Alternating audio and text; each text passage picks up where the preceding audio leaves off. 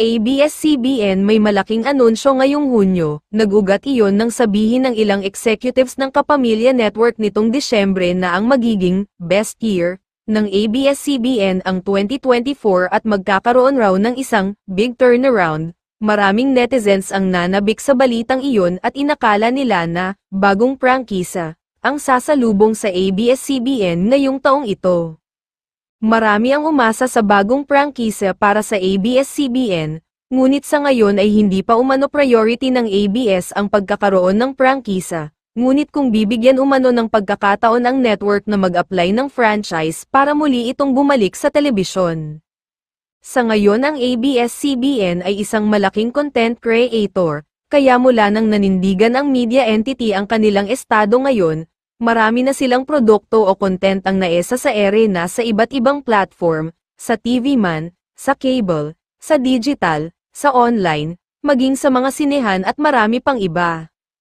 Ang sinasabing big turnaround at best year ng ABS-CBN ay more partnerships at collaborations sa mga malalaking kumpanya, media companies at international projects at ang pagbabalik nito sa dating channel sa All TV.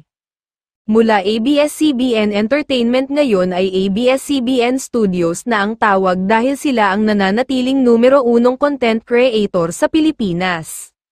May mga nasagap din tayong ulat na inalok ng gobyerno sa ABS-CBN ang franchise ng isang TV network sa kanila pero tumanggi ang ating Kapamilya Network doon.